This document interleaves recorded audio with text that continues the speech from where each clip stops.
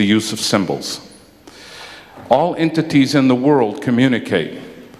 Arguably, even a thermostat on the wall. So if you set the temperature on your thermostat to 18 degrees, and it gets information from the environment that it is not at 18 degrees, it will respond and bring the temperature down to 18 degrees. So just about everything in the world communicates.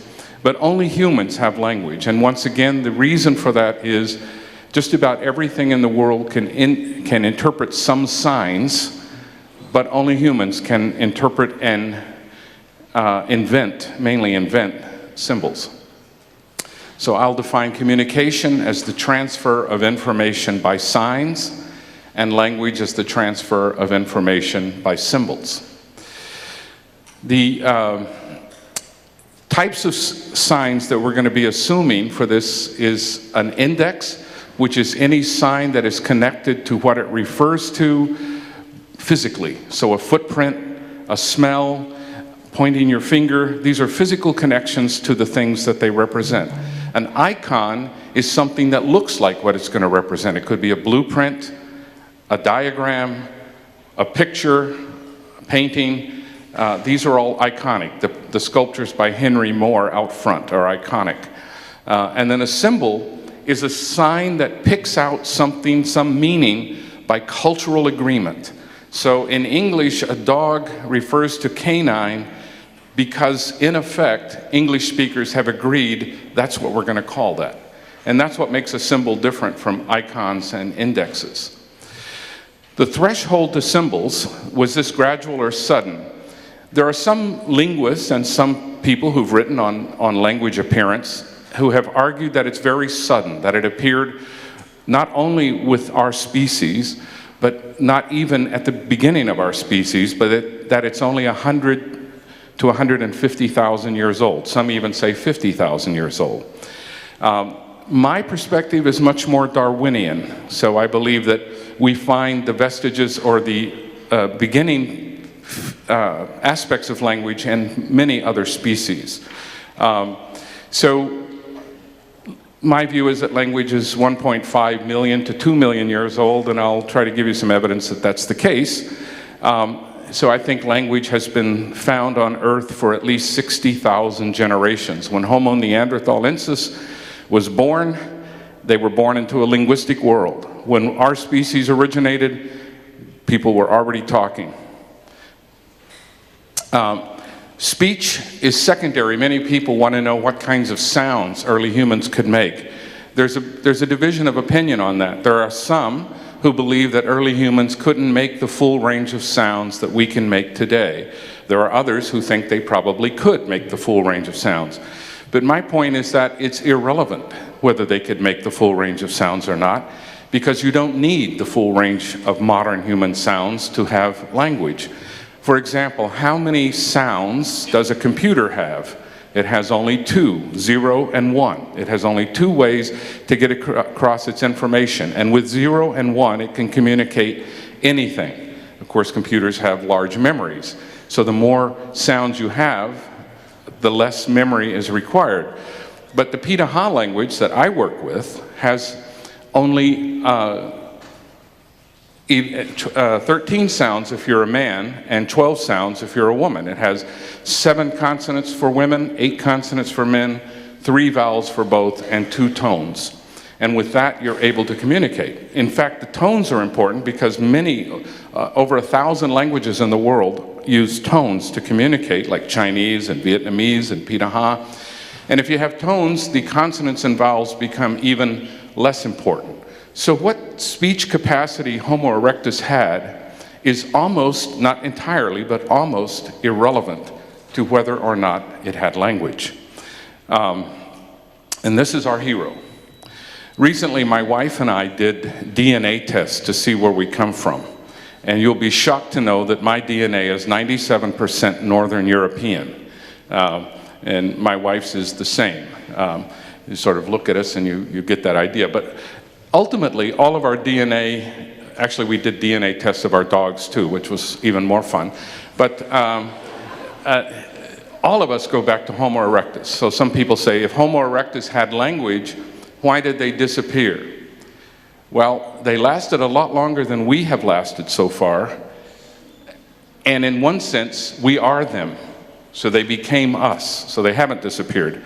Homo erectus lived from almost 2 million years ago to 140,000, some say 60,000 years ago. So that's a long period of time. We've only been on the planet for about 300,000 years.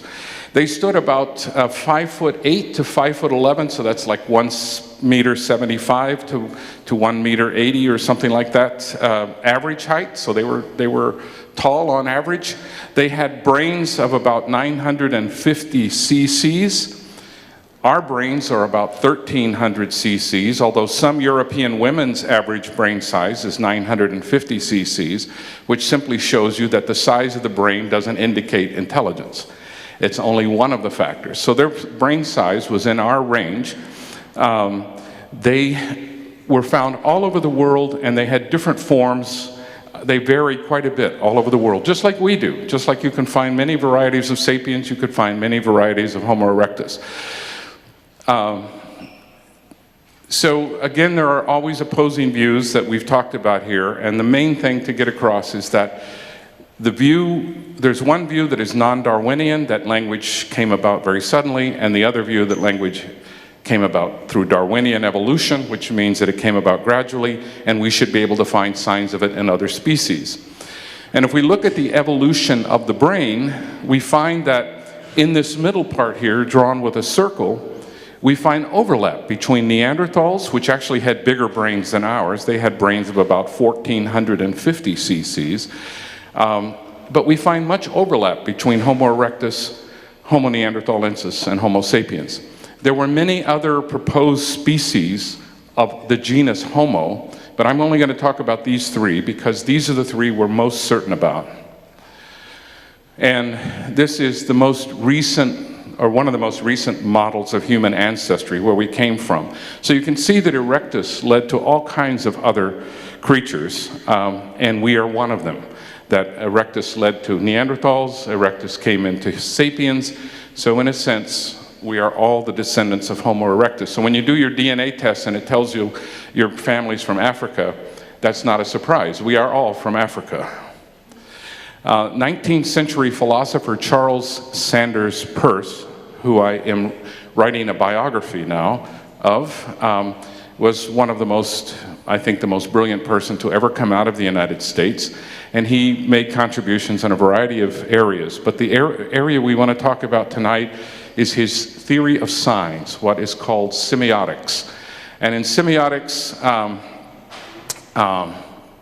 there's a picture of Peirce. He was despised. He was fired from the only job he ever had at a university and lived his life in poverty, but felt it was his duty to write daily. So when he died, 140,000 pages of brilliant work was discovered, and it was discovered that he invented logic before Frege.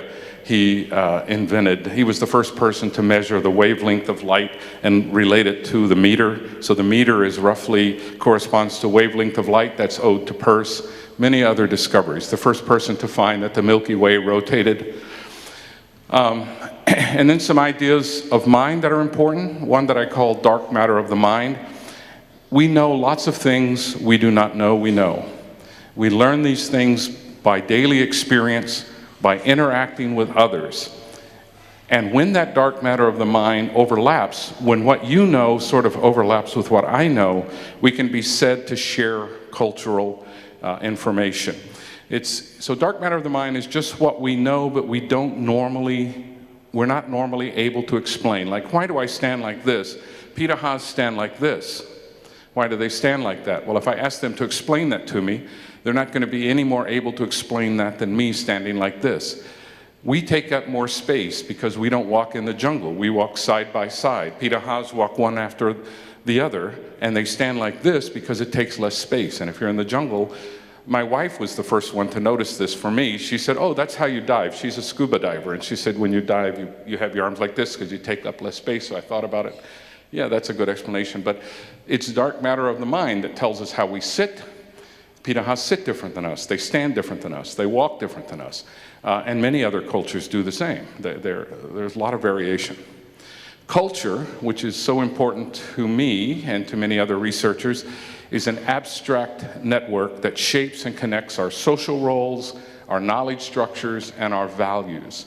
Our values and the way we rank our values. So, for example, you might think that eating good food is of value.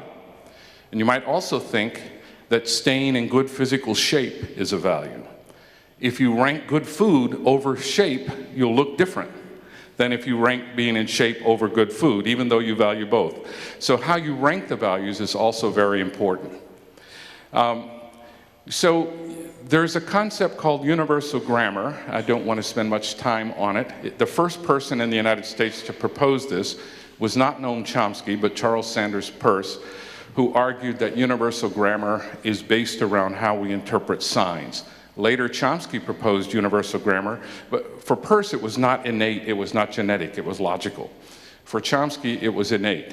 I'm not going to refer much more to these ideas because I think that there are some widespread features of human language, but that the explanation is the problem of communication, and the differences are the result of culture. Now we want to talk about tools, because when we talk about Homo erectus, we have to have an understanding of where tools come from, because tools are really some of the best evidence we have of erectus. We're going to see that we actually have a lot of evidence about how smart and how active Homo erectus was. But first we need to think about their tools, because they left stone tools behind us. Recently I was with my colleague Larry Barham at the University of Liverpool, and Larry and I are doing research on Homo erectus tools, and we were holding a 500,000-year-old scraper that Larry had just brought back from Africa. And his colleague walked in, who is considered John Gowlett, one of the world's greatest authorities on stone tools, and he looked at the scraper and he told us, he said, "Oh, that's from East Africa. It doesn't look like what the rest of West Africans made." So 500,000 years ago, Homo erectus was already dividing their tools. Their tools look different according to which culture they came from. So tools are individual devices or processes that meet perceived needs of individuals and communities. They're a set of devices, processes, and expertise used to harness the properties of a particular material. But their full culturally constructed repertoire of knowledge. You can't build tools without cultural understanding. So we know that other species use tools, but no other species stores tools, carries tools as long as humans, and makes tools according to a fixed pattern. So although you might find a chimpanzee using a tool in one purpose, and that is learned, humans use tools in a very different way. So in a sense, we still are the tool-using species. Human technology enmeshes the material with the ideational. We have an idea and we turn it into material. That's where technology comes to play. And it's constructed socially, and tools always become symbols. If I have a tool that I use for gardening and I look at that tool, it's going to remind me of gardening. It symbolizes what it's used for. And that's a very important fact to remember about tools. They always become symbols in human cultures. The learning of technical skills takes place using a combination of abilities, we have done a number of experiments. I say we, I mean people at the University of Liverpool and other large departments of archaeology have done experiments with stone tool construction. And some of the tools I'm going to show you look very simple, but it takes a PhD student about 500 hours of practice to learn how to make these tools. So they may look simple, but they're not. They're difficult to make, and they wanted me to try to make some so that I could get an experience, but I talked to one of the PhD students and she said, "Your hands will get very bloody because you're going to miss a lot." So I said, I'll do that next time. And so I have also seen a lot of tools made in the Amazon that we might consider trivial, like bows and arrows and blowguns, and yet those are extremely complex things. The other thing we know about tools is that just example is not enough, not even for stone tools. There has to be some verbal explanation and correction to be able to make these tools. Experiments done with Homo sapiens PhD students and Homo sapiens professors find that they cannot make the tools simply watching somebody else make them. They have to be corrected, they have to be instructed. So signs, especially symbols, icons, indexes, have three basic components. There's an object we want to talk about, so if I point there, the object, and then my pointing is the sign, and the way we interpret it is that there. So all signs, whether they're indexes, icons, or symbols, have objects, representations, and interpretation. All animals use indexes. In fact, I would say that everything, all living life at least, uses indexes. How do trees know when to drop their leaves? The shortening of the days. So even trees, in a sense, take the index of the shortening of the days and interpret it as, this is the time to drop my leaves. Not mentally, although Peirce would have said, in a sense, even trees have a mind. They're non-intentional in the sense that if I smell something, it doesn't have to be my intention to smell it. As soon as I smell it, I know that the originator of the smell is nearby. They're non-arbitrary. So an index is determined by the thing that causes it. There's nothing arbitrary about it. So smoke is caused by fire. We don't use a cloud to indicate fire. That would be arbitrary. We use a smoke signal. And they show something, like if I smell something and I can't see it, it's not in my immediate environment, it's displaced. That turns out to be very important for language when something is not here, but we can still talk about it. Icons look like things. They're also non-intentional. If something looks like something else, well, that's just the way it is. I can create a painting, in which case I intend for it to look like something else, but if I see my reflection in the water, I don't intend for my reflection to look like me, it just does. They're non-arbitrary and they're displacement. And symbols are very different from these. The conceptual step from icons and indexes to symbols is not that big conceptually, but it is crucial for language. As Neil Armstrong said when he stepped on the moon, one small step for man, one giant leap for mankind. So the symbols were cognitively, in a sense, small steps, but they led to a giant leap for our species. And they are intentional. We intend to use the word dog to refer to canine when we use it in English. And they're prerequisites for language. No symbols, no language, period. There's no chance to have a language if you don't have symbols. So we have fossilized indexes. So these footprints are 3.7 million years old.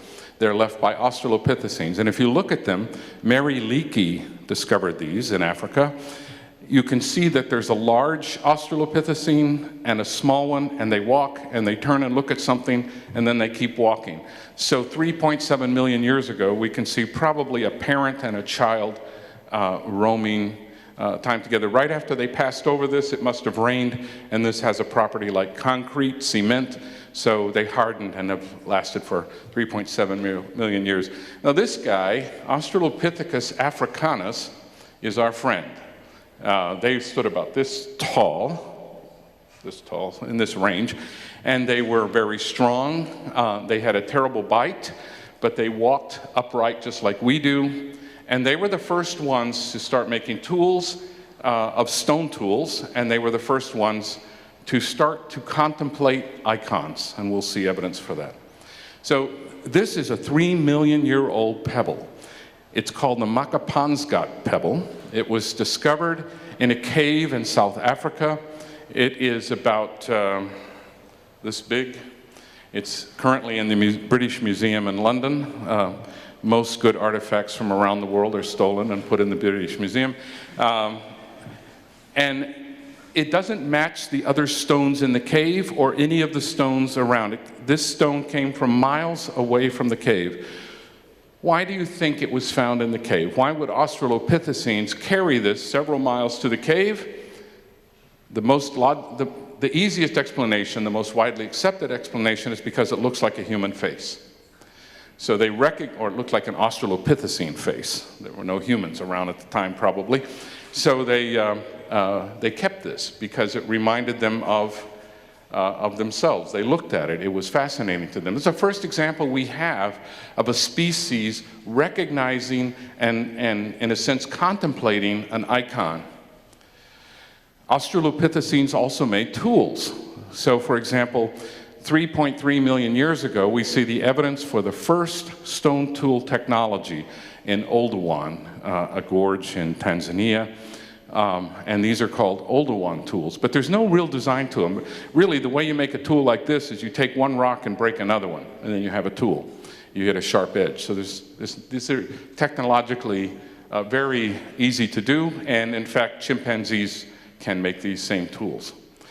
Icons, resemblances, this is supposed to resemble Jesus. The Piraha asked me one time, Dan, what does Jesus look like? Is he dark like us, or is he white like you?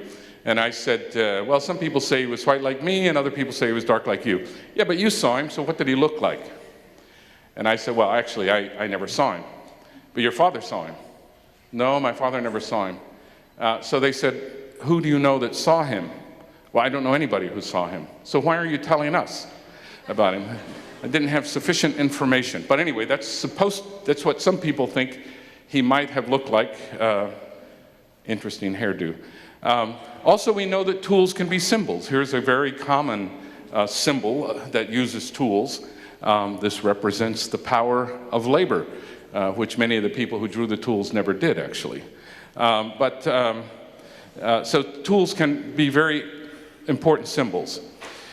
So if you get symbols, how do you make a language out of them?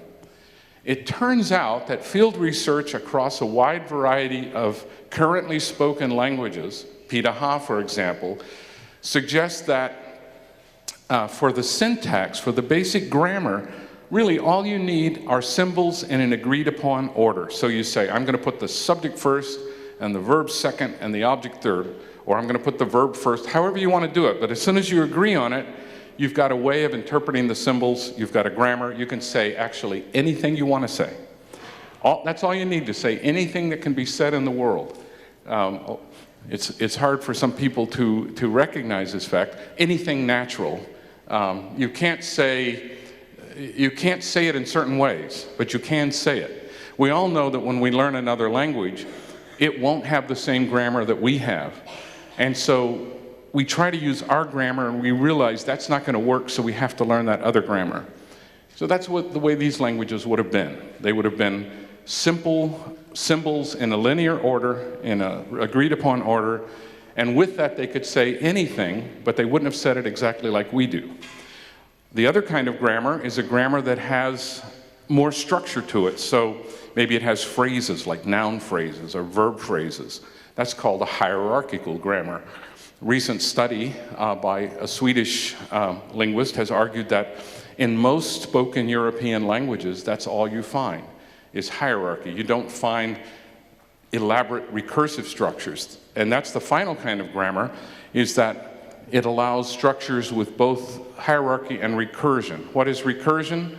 It means to reoccur, one thing occurring inside another of the same type. So I can say, the boy who was here yesterday, who everybody likes, is not going to be here today because he's not a very friendly boy. Something like that. That didn't make much sense. But you can put one sentence inside another. You would say the same thing in Piraha as separate sentences. So they can interpret just as well as we can. Anybody can interpret that way, but we don't put that kind of structure in the grammar. So grammar is secondary, symbols are primary. Erectus also started to save icons, just as we do, just as Australopithecines do. So the first Erectus icon that we find in the world is found in modern-day Morocco, and it's this. This is actually a cuttlefish bone, but they carried this around with them and kept it. It apparently made them happy to have this. 300 to 700,000 years old. And then we start to see Erectus tools. And Erectus tools were quite complicated. It's a special kind of technology called Acheulean technology. And it lasted for over 1 million years, and it's a very effective stone tool technology. Modern research using very powerful microscopes studying these tools suggests that some of them did in fact have handles. They were more complex than just handheld, but these handheld axes require a lot of work. So they require shaping, they require imagination, they require intention, they require planning, and they require memory. Memory is a crucial component of human language. You have to have human-level memory to have grammar. But how much memory do you need? Not as much as you might think. A recent study by Steve Piantadosi and colleagues has shown that more or less what we need to remember any language is 1.5 megabytes of memory, roughly a floppy disk, if you remember what a floppy disk is. So not that much. It's not nearly as complicated as we think. And the smallest thing we have to remember is the grammar. That's the easiest part. The number one thing that takes up memory are the symbols. Also, neuroscience work by Evelina Fedorenko at the Massachusetts Institute of Technology suggests that the language networks in the brain, the way we store language, grammar is secondary. What we mainly store are symbols. So all of this recent neuroscientific research supports the idea that symbols are what are crucial to human language. Homo erectus had several inventions and innovations. They were the first to control fire. They were the first to pre-shape stone tools, because to make some of these stone tools, you can't just start breaking off the tool. You have to break off some parts to leave a particular shape, and from that particular shape, you're able to derive the tool that you want. So it requires stages and planning, and they also used wood tools and bone tools. And if I'm correct, they made boats as well, which is a pretty elaborate tool.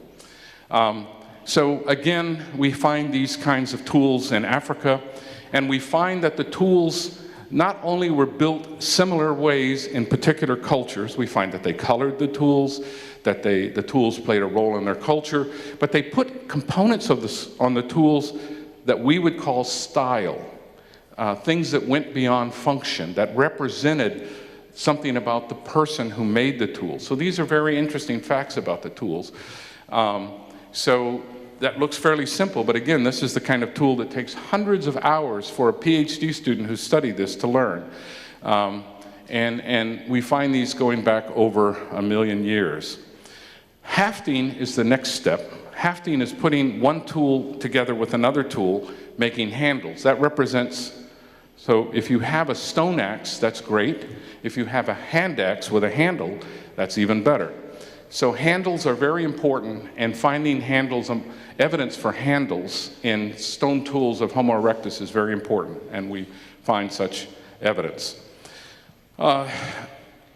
My colleague, Larry Barham, again, this has not yet been confirmed by a geologist, but it looks like there's a site in Ghana where there was a multi-step dyeing process for tools to color tools differently by an erectus community. If the date is confirmed, that will be the oldest evidence we know of decoration and function, and that certainly goes beyond what is needed for the tools and represents symbolic value of the people. So just give a few more examples. There's a hand axe, there's a cleaver, these all have different functions. There's a pick. We find these all among the Homo erectus. We find far more tools among Homo neanderthalensis. In fact, the tool kit for Homo neanderthalensis involves hundreds of tools.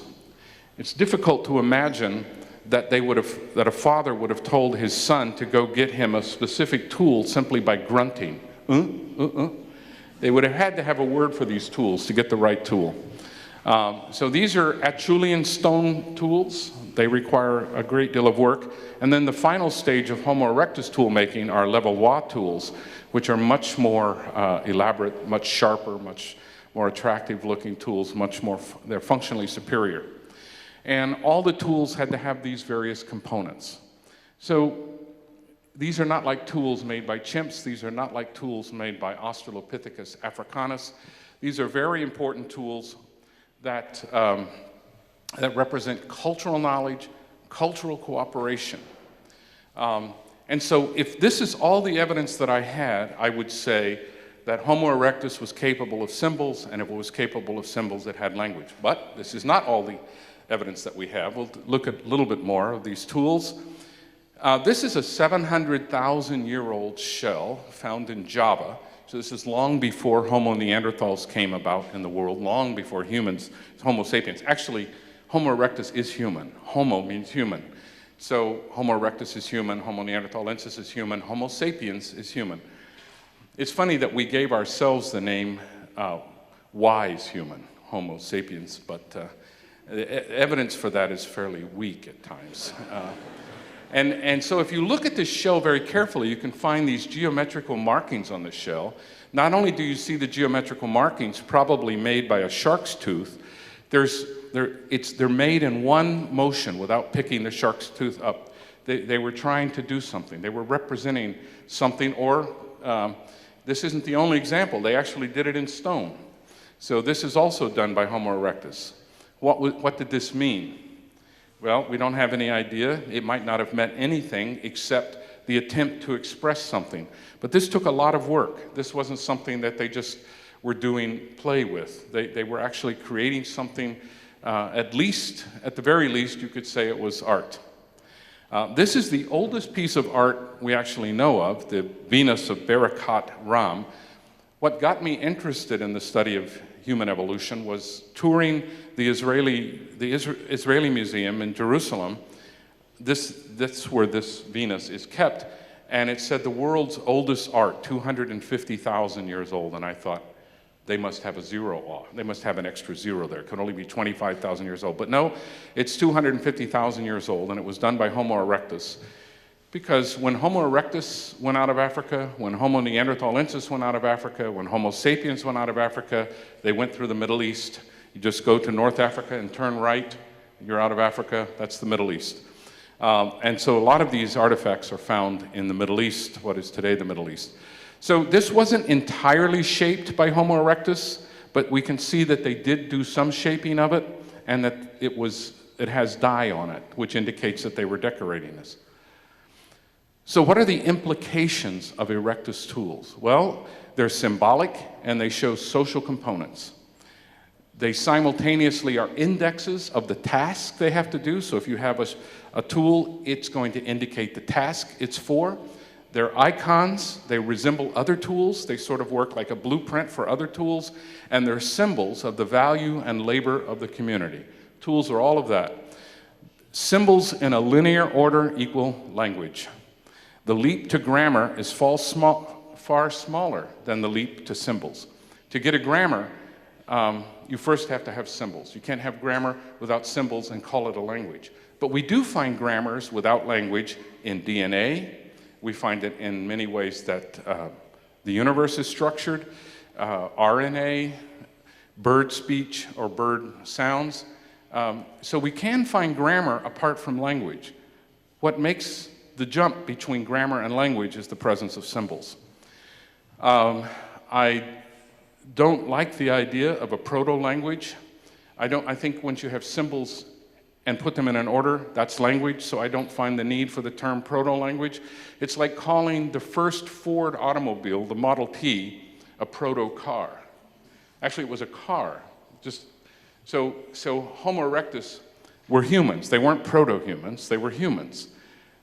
But they were Model T humans. We're Ferrari humans. We're the souped-up version.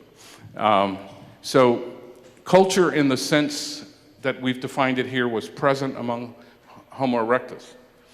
To get from all these other things to modern languages, so Pitaha, for example, has very simple syntax, but its word structure is extremely complicated. So in English, how many verb forms do you have? Well, it's pathetic. You have 5. Sing, sang, sung, singing, sings. That's it. And so if you can't learn that in English, I don't know how to help you.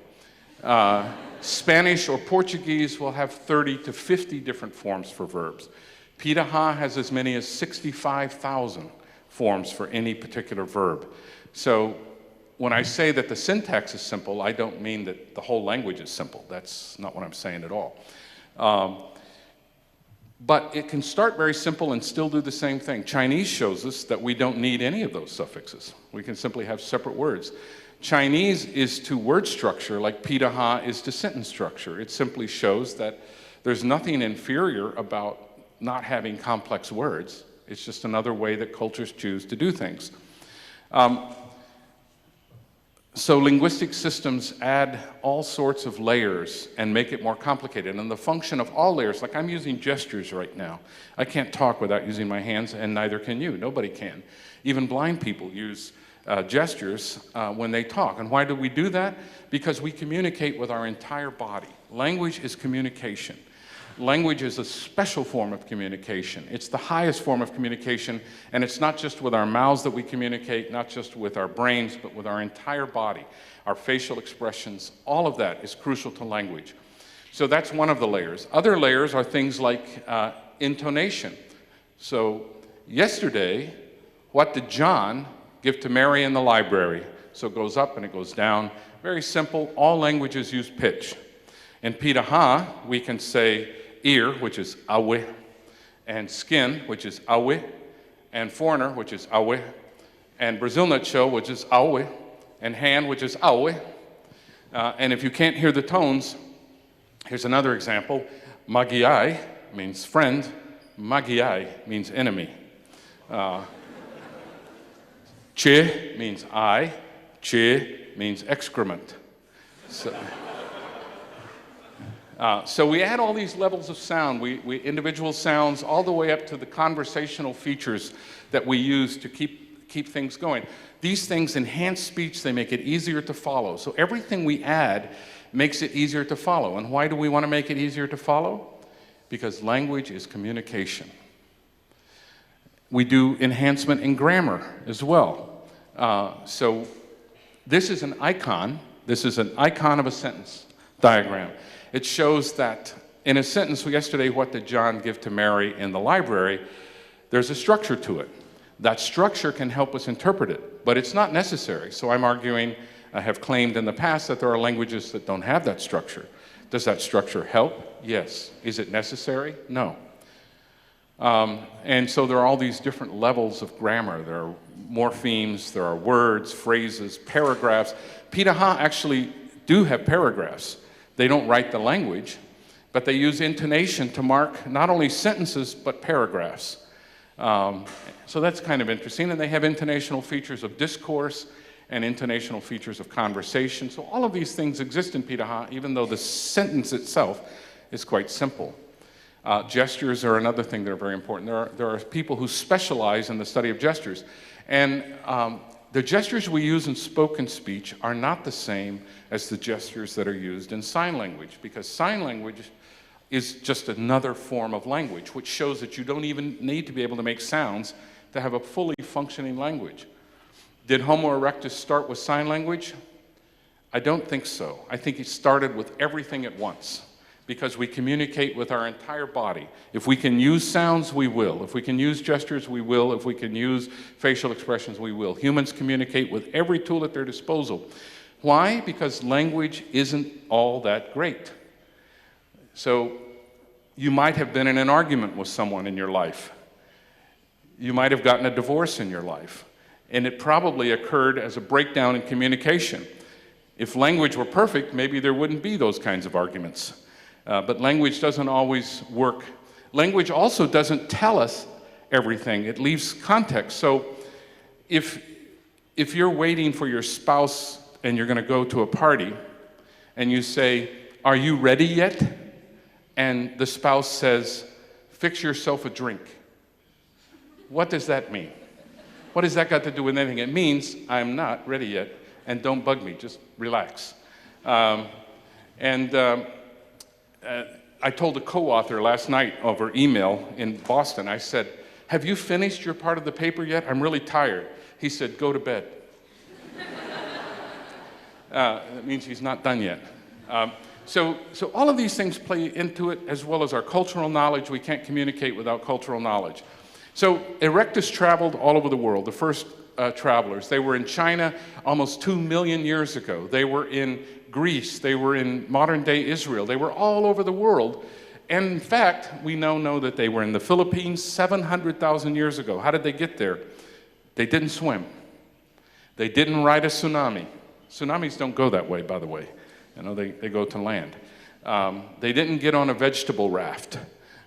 They made a boat and they sailed there. That's the simplest, and that's not the only island they were at. So we're going to talk a little bit about this settlement in Israel, Gesher ben Yaakov, and then I'll stop and see if we have questions. I'll just go through some of this stuff. I'm going to skip that. So this settlement of Homo erectus is here in Israel, just above the Sea of Galilee. It's about 700,000 years old, 750,000. And excavations show that erectus had settlements with specialized parts, one part for processing plants, one part for processing animals, one part that seemed to be more of a social space. So they had an organized village structure, and this is long before we came around. They also traveled the ocean, so there are many places across the ocean that we find erectus settlements. 250,000 years ago, 700,000 years ago, there seems to have been an expansion about 700,000 years ago. And all of the places I'm going to show you have never been connected by land to where they got. They've always been separated by ocean. Flores, the island of Flores in Indonesia, is separated from land and was separated from land in the time of Homo erectus by the world's strongest ocean current. You cannot swim there. You cannot ride a raft there. If you try to ride a raft, you'll go out to the ocean. You've got to be able to paddle. You've got to be able to put some force behind it. Animals could swim across there. It's about the size of the English Channel back then. The island of Socotra, 1.4 million years ago, a Russian archaeological team has discovered evidence of Homo erectus settlements on this island, 1.4 million years old. Erectus not only made tools, but they used tools. So we find this special axe. This is a hand axe, and it's colored, as you notice, and it's called Excalibur. That's a name some archaeologists gave it. But it was found with a skeleton, which seems to indicate that they buried the axe with the skeleton as a symbolic gesture. We also find these Shonigan spears, which are about 400,000 years ago. Larry told me recently, my co-author, that they probably are more recent than that. If they are, they could have been made by erectus or they could have been made by Neanderthals. But they're very interesting tools, wood tools that have survived for hundreds of thousands of years. And they indicate culture and they indicate cooperation and social conventions. So 1.8 million years ago, symbols plus a G1 language, just symbols in linear order, would have been enough to say whatever they wanted to say, whatever we wanted to say. Does that mean that that's the kind of language they had? No, they could have had a language just as complicated as ours. But I'm simply saying that even with a language much simpler than ours, they would have had the ability to say whatever their culture wanted them to say. So how old is language? It's about 1.8 to 2 million years old. Neanderthals and sapiens were born into a linguistic world. There were a lot of Australopithecines. I won't tell you the names of all of these. I probably can't remember them myself. But these are just species of Australopithecines. Evolution did a lot of work before we ever appeared. Evolution was experimenting, killing off species. There were, according to some estimates, there were 20 species of humans before they got to us. And once again, somebody asked me at a presentation, if erectus had language, why did they die out? Well, there are a lot of people in the world who've died out who had perfectly functioning relative clauses. That doesn't preserve you all the time, as many people in Europe found out about 70 years ago. So the idea that humans die out doesn't necessarily imply anything about language, but we do know that Homo erectus evolved into us. So in a sense, they never died out, they became us. So I like this photo because it shows, you normally see the progression of males. So there's a progression of females evolving. And so we started about 6 million years ago, the common ancestor of chimpanzees and humans lived. Ardipithecus. It's split into chimpanzees and humans. Chimpanzees are therefore our closest relatives. Some people have claimed that chimpanzees and humans are part of a larger genus, that we're just hairless chimpanzees. Somebody said, if you're right, humans are just talking apes. Well, that's right. We are talking apes. That's all we are. This is the planet of the apes, and we are in charge of it. Thank you.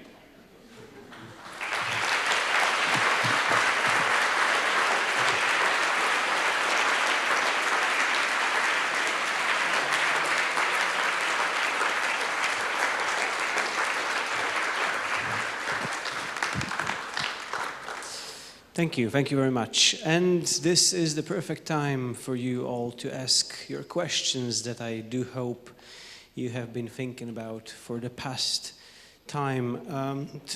I don't know how it's going to go on technically. We do have a couple of microphones. We will start running around with them.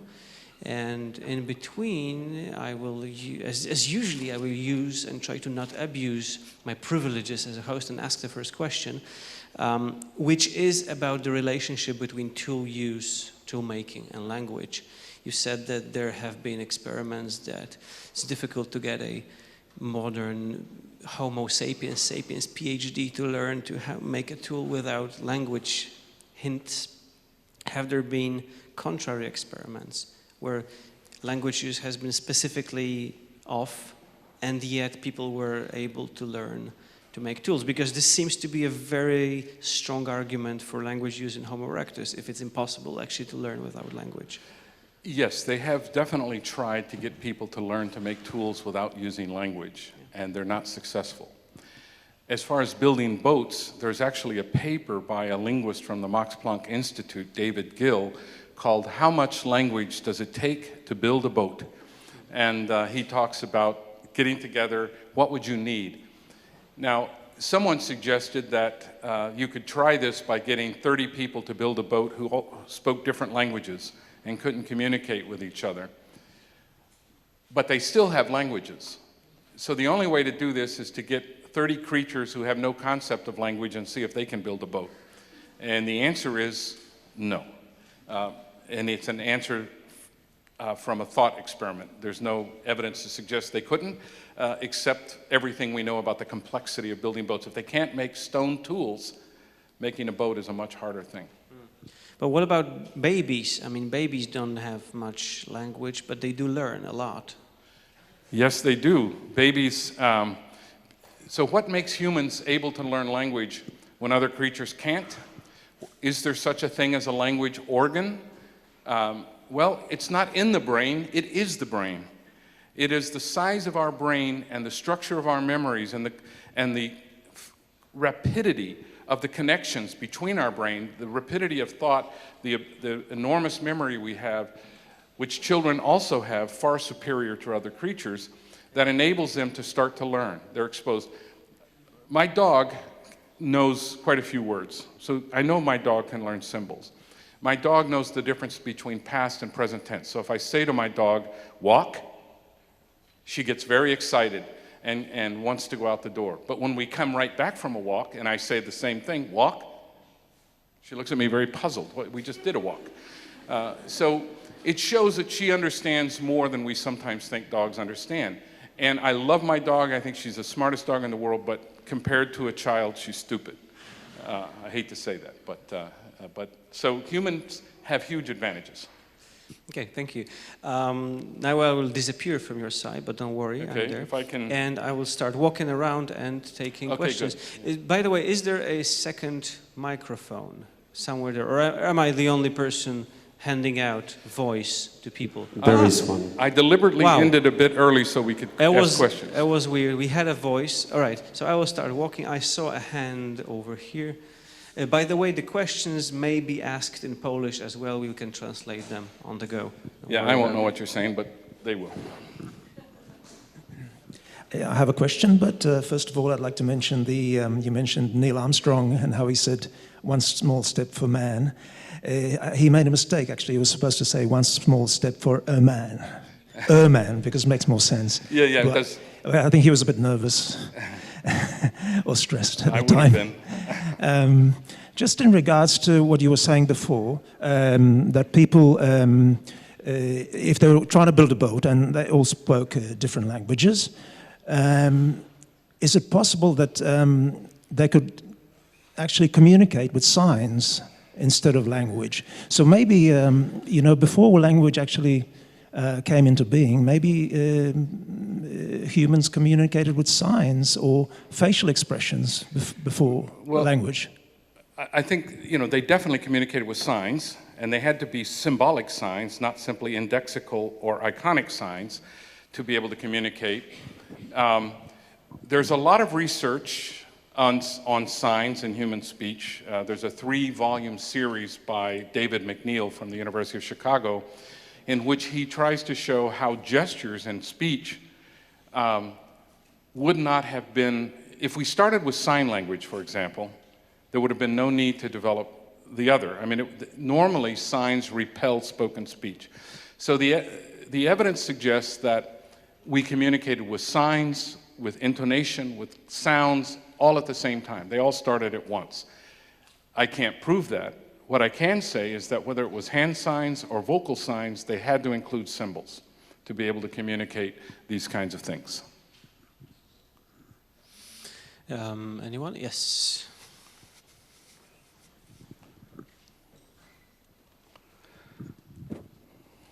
So how was your studies of Piraha language connected to the theory of Homo erectus speaking languages?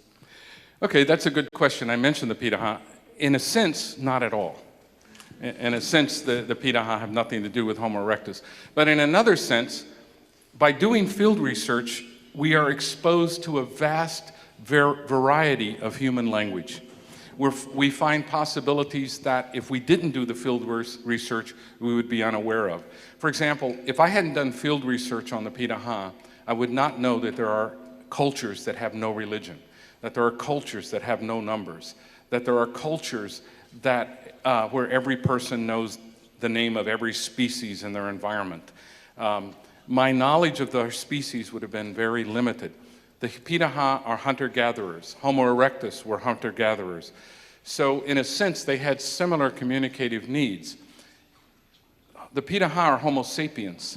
Homo erectus was not Homo sapiens. So they're quite different. Any Piraha would have been vastly, just as we would be, vastly more intelligent than Homo erectus. But that doesn't mean that Homo erectus can talk. So the main thing Piraha tells me is that you don't need elaborate grammar to have a perfectly functioning language. But other than that, it has no connection. This is a different line of research. Thank you. So why do we need elaborate grammars at all? Or what makes us choose grammar 1, grammar 2, grammar 3? Okay, so that's also a very good question. When you have, so for example, when you introduce literacy into any society, the grammar changes. It becomes more complex. We write more complex sentences than we speak. Why do we do that? Because you can pack more information into an individual sentence, and you don't have to worry about memory because you can go back to the page. Each one of these grammatical elaborations makes it easier to interpret the symbols. They rely less on context and more on the grammar itself. So grammar is a huge aid to interpreting symbols. The Piraha, for example, recursion is not useful to them because there's a lot of noise in the environment. So they repeat a lot of things. If you see a Piraha story, they repeat the same thing over and over. Why do they do that? It's not because they can't remember what they said, but it's because there's noise in the environment, and the more I repeat it, the easier it is to follow the story. Whereas in industrial societies, we have many aids to recover the information. So all of these grammars work, but the G3 grammar has a number of devices that are more efficient for packing information tightly. So if you want the information packed tightly, recursion is great, hierarchy is great. If you want it spread out and you want a slower information rate because of noise in the environment and ability to recover what was said, G1 is better.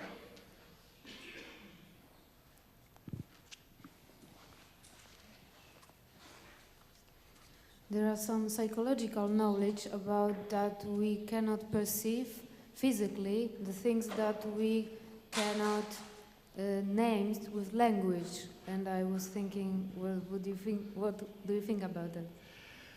Yes, my son, who is an anthropologist and psychologist at the University of Miami, has written a book on this very idea. And it is true that our language affects the way we think, but not entirely, or science would not be possible. Science is discovering things we didn't have words for. When the physicist Murray Gell-Mann discovered a particle, there was no name for that particle, so he took a word from James Joyce, from Finnegan's Wake, and he called it a quark. That's fine. He found something there was no name for. So our languages do affect the way we think, but they don't determine the way we think. We can always get outside of our language. They're not a straitjacket. They're not a prison. It's very popular to think that we cannot think outside of our language, but we can.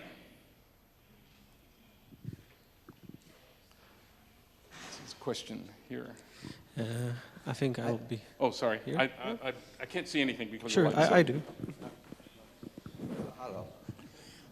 I'd sort of invite you to speculate a little bit. When do you think that prayer, poetry, and song, and obviously there's a reason that I'm bracketing those together, start to emerge? Well, intonation, pitch, the frequency of our vocal cords.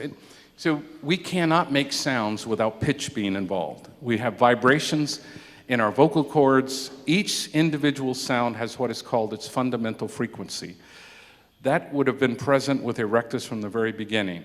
Also, so that's the basis of music. All music comes from the fundamental frequency of the human voice, singing. But we also, as humans, we play with things. So as soon as we had symbols, somebody was using them in unexpected ways. And when you start doing things in unexpected ways, you lead to artistic forms of language, or you don't have communication. So the first attempts to communicate would have relied heavily on context. But I think these kinds of things probably entered early on. I mean, what else did humans have to do? You know, if you find your food and, you know, you can have sex and then you do something else. So there's not a whole lot of alternatives if you're a hunter-gatherer. The Piraha spend most of their day talking because it's very easy to find food. So it takes about 15 hours a week for the Piraha to provide food for their family. Pretty easy. 2 hours a day and you've got all the fish you need. So sit around and talk and tell jokes. So they tell jokes and laugh and make fun of me and stuff like that. I've got two questions. First, why not Homo habilis? They produce tools. How they did it without language? And second question, why Homo erectus, if they had language, why the progress was so slow? It was 1 million years of boredom, really. Very good questions. On Homo habilis, I'm not at all sure that they were different from Homo erectus. I know that's a common view, but Homo habilis was a precursor of Homo erectus and might have just been another version of Homo erectus. We know too little about those species still to say with precision or with certainty that Homo habilis was definitely a different species from Homo erectus. So I sort of lumped them together. As far as, okay, so Homo erectus had language. Why did it take him so long to do things? We don't know what that question means. What does it mean to say it takes us so long? You know, why has it taken humans so long to give up clothes? I mean, we still wear clothes. Maybe someday we won't wear clothes. And then people will say, why did people use clothes for so long? There are certain tools that we use. Cultures are very conservative. And the obvious fact that erectus was not as smart as we are. Innovation, there are two great forces in society, imitation and innovation. Imitation is when you wear a jersey of your favorite hockey player or your favorite football player, or you act like someone else, you sing their music. Innovation is usually fatal. It usually doesn't work. If you want to make money, you've got to be innovative. But most innovative people don't make money. They just are looked at like idiots. So if you come to school dressed differently, you just look strange. So when the environment stays the same, it always favors imitation, because the problem has already been solved, and you just imitate and you've got the solution. Why screw up a good thing?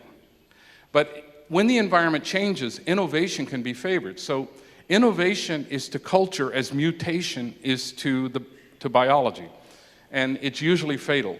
So if cultures are doing okay, they don't tend to innovate much. I'm sorry, I was supposed to interject between, but the microphone didn't work. But I have to ask you this question. Do you know any Piraha jokes? Most Piraha jokes have to do with things that I couldn't say here, or that they really do. You may freely. We're among humanists. Right, right. There's nothing alien to us. Well, I remember as a missionary, I told the Piraha about Jesus for the first time. And the next day, a Piraha man came to me and says, okay, we don't want to hear any more about Jesus. Why not? Because last night, he came into the village and he had a penis this big. That was very funny to them. They thought that was very funny. I have no idea what that means. But everybody was laughing when he told me that. So he said it scared all the women, and so we don't want to hear any more about him. So that's a Piraha joke. Thank you. Thank you. We all learned something today. Yes. First of all, thank you very much for a very interesting lecture. I'm here on your right. Oh, yeah, there you right go. there. Thanks a lot for the very interesting lecture. So actually, what was interesting for me, you said that the most difficult part actually in learning language is learning symbols, not actually the grammar. So it's quite counterintuitive to what we think as humans. So my question would be, having in mind that we have a lot of different languages in the world, and surely they interact with different, I would say, within different cultures, we have to learn different tones or more complicated grammar. Does language in which you are being born and through years and thousands of years, your ancestors, etc., does have any effect on our brain? And are there any languages that enhances some particular skills within particular cultures? Yes, language is a cognitive technology. So, for example, there are societies that I have done field research on that have no numbers, not even the number 1. Unsurprisingly, they don't do math. That doesn't mean that the people are too stupid to do math. It means that their language doesn't have the cognitive technology to do math. And in the history of our species, many societies, when they came into contact with other societies that had math, invented math. So that's just one example, but there are all sorts of things. You know, the Piraha don't name colors. Some people find it odd that the Piraha don't have numbers and they don't name colors, but they are sort of if you're a philosopher, they are the ultimate nominalists. They are not realists, they are nominalists. They don't believe in the universal things. They don't talk about the universal things. They talk. So David Hume would have been quite at home with the Piraha. And it has nothing to do with intelligence. It's a philosophical perspective on the universe. So yes, language is a cognitive technology, and some languages facilitate things and dampen other things. But the interesting thing about our species is that we evolved to be flexible. We didn't evolve. Humans have about 23,000 genes. Corn has about 46,000 genes. Why does corn have so many more genes than we do? Well, one possible explanation is because our genes work together to produce flexibility and give us many more options. They're like letters of the alphabet that combine and have a syntax. Corn has to have everything determined for it. If it floods where there's corn, the corn will not get up and walk away. It will just die. We move. If it's raining, we go find some place where it's not raining. Humans are flexible. Anything one human can do, another human can do. But they probably won't, because if they were raised in different cultures, they will have different values, different knowledge structures, different ways of talking, and different ways of thinking. So make sure all of your children are bilingual. I think we have space for 2, 3 more questions. I see one in the back and one at the front. I would like to ask about the process of learning a Piraha language. What were the first steps, and is there any methodology? How is it even possible to learn such a language? For me to learn it, or for a child Piraha to learn it? For you, as someone who comes from different So cultures. for me, I got off the airplane for the first time, 2-hour flight in, and the Piraha surrounded the airplane. I'm a linguist. I also was very airsick. I felt like vomiting, but I couldn't because there was a big crowd there. So I picked up a stick and I said, stick. And a Piraha man said, eh. I thought, that probably means stick. So then I dropped it. And I said, stick falls. And he said, eh, himige kaube. I said, that probably means stick fell to the ground. I hear stick in there. You know, eh, himige kaube. So then I picked up 2 sticks, and I thought they had numbers then, but I said, 2 sticks fall. He said, eh, huehio himige kaube. And then I picked up a leaf. Tai himige kaube, tai huehio himige kaube. Then I got colors, and then I sat down, and they say, abai bit. And I stood up, and they said, sit to behind.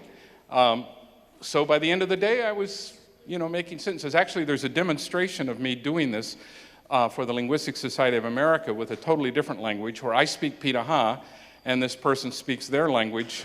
So if you look, Dan Everett monolingual demonstration, you'll see how I did that. It's sort of how children learn it, except they have a lot more loving care than I did. And they also are exposed to the language 24 hours a day. And children start to learn the language when? In the womb. In the womb, they can already feel their mother's intonational structures. They can tell what kind of foods the mother eats. If the mother eats a lot of chili peppers, the child is going to feel that. The child starts learning about diet, about fear, about intonation, all these things in the womb. So they don't come out as a blank slate. They come out with knowledge. Yes. By the way, I'm going to interject again. I have the microphone. That's nice. But you learning language is something you do without linguistic instructions, right? Exactly. I mean, this is a very complex skill that, by definition, you have to learn without linguistic instructions. So, wouldn't this be an indication that you can learn extremely complicated processes without any sort of linguistic help? Except that language bootstraps on itself. It's a cyclical process. As soon as you learn the first word, you use that to learn the second word. So it's but boat building as well, I guess. Yes, you but get boat building. So what's the difference between learning a language and learning to build a boat? Learning your first language is building your identity. It's becoming who you are and becoming part of the culture. It is constructing a bridge of communication between yourself and your parents. You've got to do that or you don't survive. So learning a language is the most important. It's also the most complicated task we'll ever learn. Obviously, learning to build a boat is trivial compared to learning a language, but the motivation to build a boat is quite different. And so it also requires cooperation. One person, according to the Bible, Noah built a big boat pretty much by himself. So it can be done, apparently, by itself, but when it requires cooperation, all of these other tasks, we know they require social engagement. Language requires social engagement. It's even harder, but the child's survival depends on it. And their identity depends on it, as the psychologist Jean Piaget said. Okay, thank you. I've seen hands, if I may say so.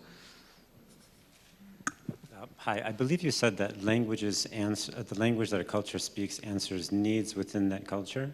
Yes. And I believe you said that in Piraha, verbs have as many as 65,000 forms, is that right? Yes. What does the Piraha language need 65,000 forms? Good question. They don't have tenses, so in all those 65,000 forms, there's no past tense, future tense, present tense.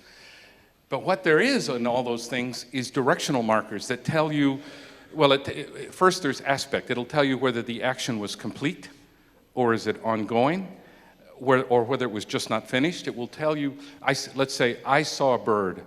The verb will have to tell me whether the bird was vertically above me, where it was on the horizon, whether it was in a tree.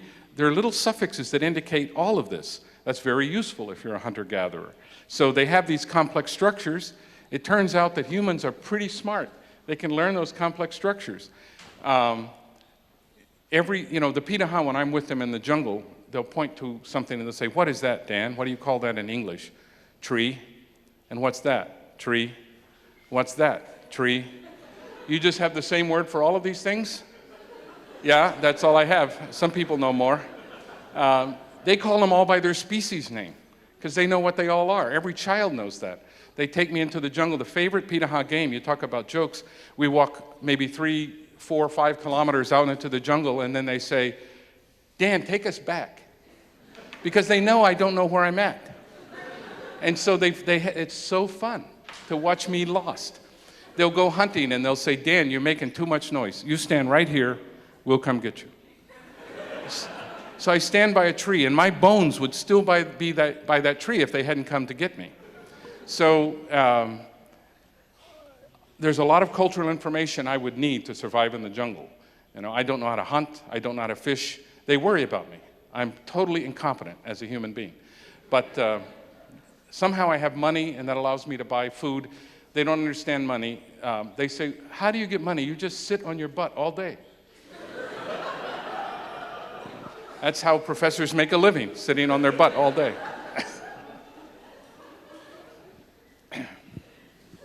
I think we will do the last question. We are on a high note. Let's end on a high note. A second one. Wow. Well. So There's somebody in the back there. Oh, I don't know if you've already asked a question. If somebody who hasn't asked a question. I would like to ask about the way our language shapes our brain. So you said that societies that don't have any names for numbers and don't have any quantifiers, like the Piraha, Right. are not able to do maths logically. But you also wrote in one of your articles about the Piraha that they were, when they were trading with Brazilians who came by boat to their village, they were able to tell somehow which of them were honest and which were not honest, and they were right in their judgment. So Yes. how come they were able to do that? Because they can recognize quantities. So if I give you this many Brazil nuts, and you give me back this many goods, fine. If I give this guy that many Brazil nuts, and he gives me back this many goods, he's better. So it's recognition of relative quantities and not counting that enables us to do that. They do recognize that when I go to the Brazilians, I know exactly what I'm going to get for my money. This puzzles them because they never know exactly what they're going to get.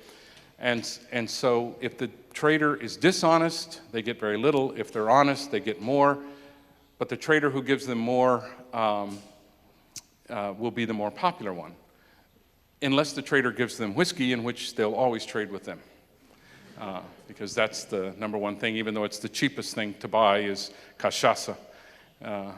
There's artichoke cachaça, which costs about 39 cents a bottle, and they like that. By the way, you only have to observe kindergarten kids trading stuff. They don't know mathematics, but they know exactly the value of every toy. And this is full-fledged economics with perfect precision, with zero mathematics. And I have 2 small kids, and they are perfect in balancing value, but they don't know mathematics. Well, if you look at the U.S. comedy movie Home Alone, if you saw that movie, Macaulay Culkin. Christmas. Every Christmas. Macaulay Culkin gets left behind. And nowadays he's left behind as an actor, nobody cares about him. But he was left behind as a child. Why was he left behind as a child? Because his parents counted the children. A Piraha would never do that. They would look each child in the face, and they would know their children are there.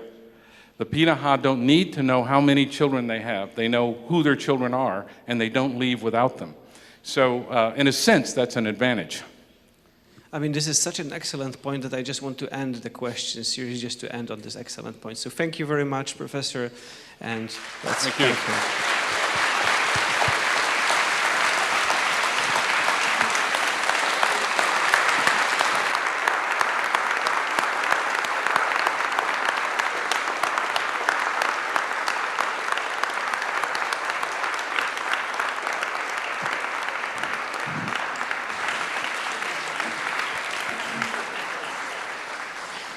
Thank you very much. Thank you all for coming, and let's meet again at one of the other fantastic events of the Copernicus Festival. Have a good evening. Thank you.